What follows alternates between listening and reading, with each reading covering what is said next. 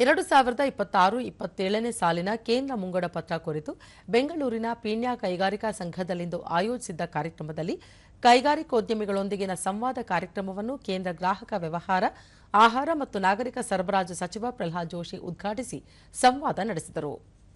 ಈ ವೇಳೆ ಕೇಂದ್ರ ಎಂಎಸ್ಎಂಇ ಖಾತೆ ರಾಜ್ಯ ಸಚಿವೆ ಶೋಭಾ ಕರಂದ್ಲಾಜೆ, ಶಾಸಕ ಎಸ್ ಮುನಿರಾಜು, ಪೀಣ್ಯ ಕೈಗಾರಿಕಾ ಸಂಘದ ಅಧ್ಯಕ್ಷ ಡಿಪಿ ದಾನಪ್ಪ, ಉಪಾಧ್ಯಕ್ಷ ಎಂ ಚಂದ್ರಶೇಖರ್ ಸೇರಿದಂತೆ ಹಲವರು ಉಪಸ್ಥಿತರಿದ್ದರು.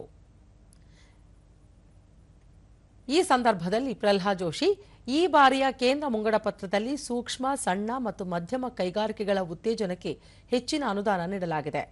ಇದಕ್ಕಾಗಿ 10,000 ಕೋಟಿ ನಿಧಿ ಮೀಸಲಿಡಲಾಗಿದೆ.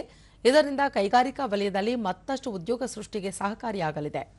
ಕೇಂದ್ರ ಮುಂಗಡ ಪತ್ರದಲ್ಲಿ ವಂದೇ ಭಾರತ್ ರೈಲು ಸೇರಿದಂತೆ ರೈಲ್ವೆ ವಲಯಕ್ಕೆ ಹೆಚ್ಚಿನ ಒತ್ತು ನೀಡಲಾಗಿದೆ ಎಂದು ತಿಳಿಸಿದರು. ಕೇಂದ್ರ ಬಜೆಟ್ ದೇಶದ ಮುಂದಿನ ಭವಿಷ್ಯ, ವಿಕಸಿತ ಭಾರತ ಹಾಗೂ ಆತ್ಮನಿರ್ಭರ ಭಾರತದತ್ತ ಹೆಜ್ಜೆ ಇಟ್ಟಿರುವ ಮಹತ್ವದ ಬಜೆಟ್ ಆಗಿದೆ.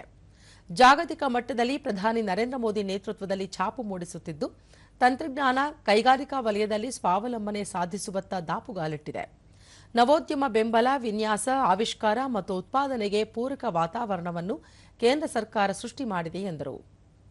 ಹೊಸದಾಗಿ ಕಾರ್ಮಿಕ ಸಂಹಿತೆಗಳನ್ನು ಜಾರಿ ಮಾಡಿದ್ದು, ಇದು ಕೂಡ ಕಾರ್ಮಿಕರಿಗೆ ಅನುಕೂಲವಾಗಲಿದೆ. 2047ರ ವೇಳೆಗೆ ವಿಕಸಿತ ಭಾರತ ನಿರ್ಮಾಣದ ಸಾಕಾರಕ್ಕೆ ಎಲ್ಲರ ಸಹಕಾರ ಅಗತ್ಯವಾಗಿದೆ. ಪ್ರಧಾನಿ ನರೇಂದ್ರ ಮೋದಿ ಅವರ ದೂರದೃಷ್ಟಿ ಮತ್ತು ಚಿಂತನೆ ಅಭಿವೃದ್ಧಿ ಹೊಂದಿದ ಭಾರತ ನಿರ್ಮಾಣಕ್ಕೆ ಪೂರಕವಾಗಿದೆ. 21ನೇ ಶತಮಾನ ಭಾರತೀಯರ ಶತಮಾನವಾಗಿದೆ ಎಂದು ಹೇಳಿದರು.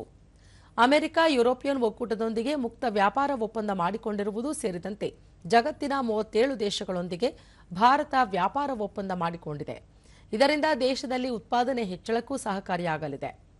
ಜಿಎಸ್ಟಿ ಕಡಿತದಿಂದ ಆಟೋಮೊಬೈಲ್ ಕ್ಷೇತ್ರದಲ್ಲಿ ಉತ್ಪಾದನೆ ಗಣನೀಯವಾಗಿ ಏರಿಕೆಯಾಗಿದೆ.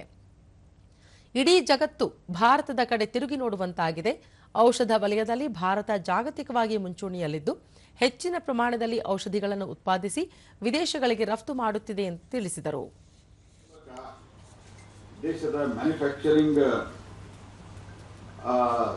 ಒಂದು ಎಕೋಸಿಸ್ಟಮ್ಗೆ ನಾವು ಸಪೋರ್ಟ್ ಕೊಡಬೇಕು ಅಂತ ಅನ್ನೋದು ಭಾಷಣದ ಮಾತಲ್ಲ. ಮೇಕ್ ಇನ್ ಇಂಡಿಯಾ ನಮ್ಮ ಭಾಷಣದ ವಸ್ತು ಅಲ್ಲ. ಮೇಕ್ ಇನ್ ಇಂಡಿಯಾ ನಮ್ಮ ಸ್ಲೋಗನ್ ಅಲ್ಲ. We have executed in not only in principle, it is executed on the ground.